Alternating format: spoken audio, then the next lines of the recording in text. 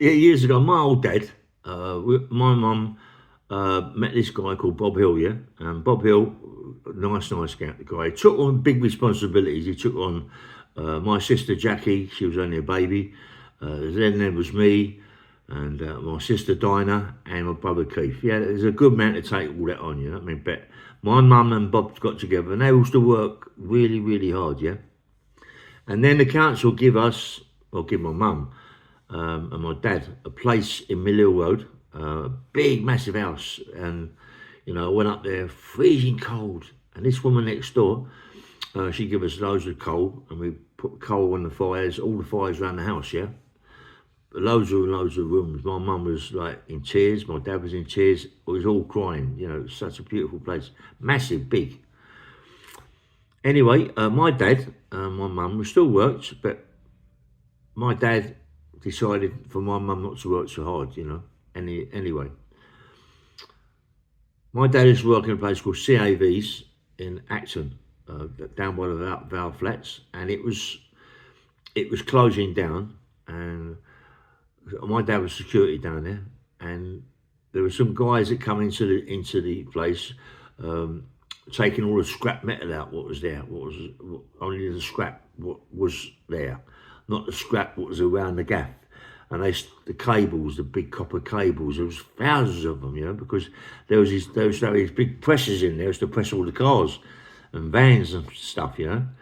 So there was cables everywhere. Anyway, Jimmy Dobin, I think, Jimmy Dobin, Peter Marsh, Peter Peterson from Labrador Grove. Two white gangsters, but I swear on my life, two white bad villains.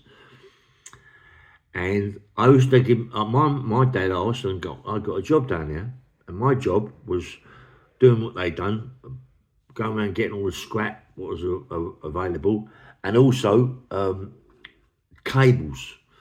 You know, Jimmy Dobin would get in the office and look after them and give them a bit of money, turn the certain cables off, and then they get the forklift and pull them out the walls, and massive cables, thick cables, comes to a lot of money. So I'll be there most days with big hammers, with a bowl store, smashing it, you know.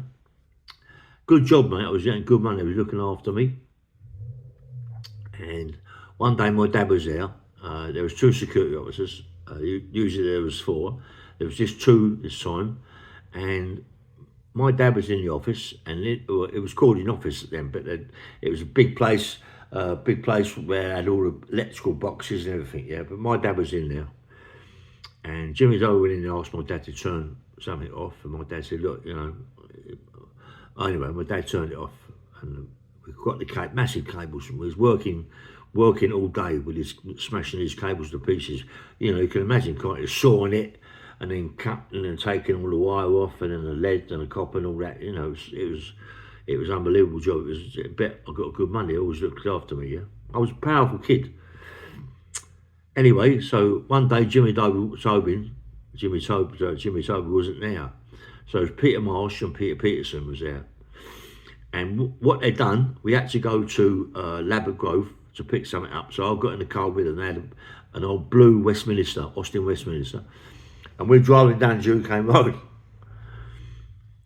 And he stops the motor, jumps out of the motor and got a broomstick with a boxing glove on the end of it, you know. What was that about? So he got in the back seat, told me to get in the front. Got in the back seat, and as he was driving down the road, in them days, the screws, not many screws had cars, they had push bikes, yeah? So this guy pushing through. He pulled out the side of him by the Westminster. I've done it with a bang with the screwdriver, with the boxing glove on the end of the the broomstick, yeah. Oh, funny, mate. I'm going to start laughing a bit. If I was so late when I'm in the scrub bit, didn't see my face, thank God, you know, I was gone. They was gone. And they were such nice people, man. We used to drink, and not drink, but, you know, have like good drinks. They been too, but I didn't drink. I only drank lemonade or whatever. And he always bought you breakfasts, dinners, and it was a good job for me, good money, yeah. Anyway, so we went back one day, and Jimmy Tobin wasn't there. So Peter Marsh, Peter Peterson and me, you know, we was doing some work, some cable work, and Peter Marsh and Peterson decided what they're going to nick some cable without Jimmy's Hobie even knowing, yeah? So they walked into the office. My dad was there, so they asked my dad to turn off something. And my dad said, look, I can't really do that. Jim's not here. Jim's in charge. And if I do that, you know, like, I could get myself in trouble, even get a sack. So he started shouting at my dad, my stepdad, yeah? He's my dad. And he started giving him abuse. It was Marshy, Peter Marsh. And I said, listen, I said, that's my dad. And I was only a kid, 15, 16. I said, don't do that, my dad, you know what I mean? Have some respect. And he started shouting at me. My dad, even though my dad's a security officer, my dad's right inoffensive. He couldn't fight anybody, but, you know, he liked his job. And, you know, he stood up. As he stood up, Marshy, you could see Marshy was going to whack my dad. And I said, oi, no. You don't do that to my dad, mate. You know what I mean? You're going to do it to anybody, do it to me, I'll fight you. And he started laughing. I've done a bit of boxing, weights down, put the Priory Youth Centre. And me and him went outside. And my dad respected me for this, mate. And I had a fight with him. He bashed me up. I mean, he bashed me up really, really bad. But don't worry about that. It doesn't matter about me bashing me up. I was second best, yeah. I was second best, and he didn't. You can see that he didn't want to fight me again. Even though I was second best, yeah. I'd give him some real punches, you know what I mean? Even though I was only a kid, I could still bang, yeah? And I rocked him about a bit, and I would smash his face a little bit. He bashed me up. He really, really bashed me up. But I got a lot of, they liked me more so for what I did, you know? I've got big respect from both of them, you know? And Peter Peterson, not Marshy Peterson, pulled me aside and he went, look, well done, you know what I mean, mate? We're out of order what we did.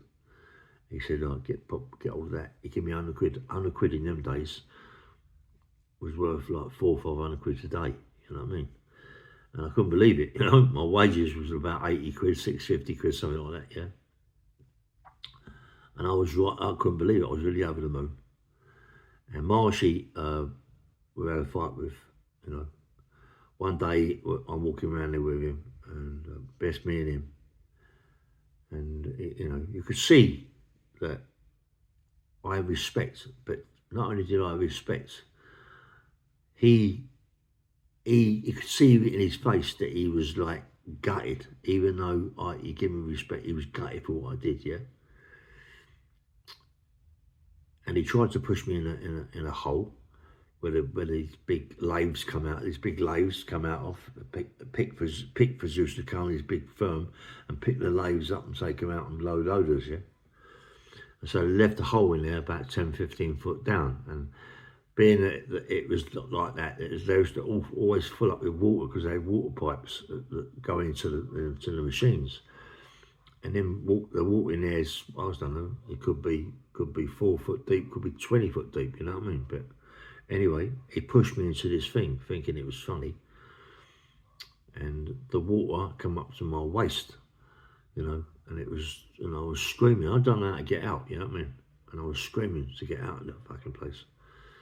And Peter Peterson come over, went mad, you know, put some thing on the forklift, some cable on the forklift, and pulled me up, you know. Without them, I would have never got out of it. You can't get out of it. There's no stairs or nothing, you know what I mean? So I thought, wow, fucking hell, this geezer's too much, you know what I mean? I've got to leave this job, because if I don't leave it, he's going to wind up killing me, you know what I mean? And I kept looking at Marshy, what to do, yeah? And one day, I was doing the cable, and I just had to sort it out for the last time. I mean, I was only a kid, but as kids don't really care, they've got a lot of adrenaline inside them, you know what I mean? And I hit him across the head with a big hammer, you know, one of them big hammers, solid hammer. He was doing the cable, you know, and I hit him across the head, split his head right open, mate, knocked him spark out. And I run, mate, and I got home. My dad come in, and he said, look, you know, like, they haven't, no police were called, only an ambulance, you know, and I'll tell you what, like, you can't go back down there, mate. You know what I mean? You nearly killed him. Peter Marsh, yeah? and I never ever see him since, Peter Marsh. Peterson, I think it was Marshall Peterson, tried to kill my mate Danny Williams. They tried to shoot him down the Western Avenue with a 303. Anyway, so bang bang rail. It might have been him that I hit with the hammer. I don't really know Marshall Peterson, but I get mixed up with their names. Yeah, people in Labrador Grove would know them too. And I really hit him because of the hammer, mate. I mean, come on, mad, isn't it? As kids, what you can do. Yeah, bang bang rail. Good morning, yeah.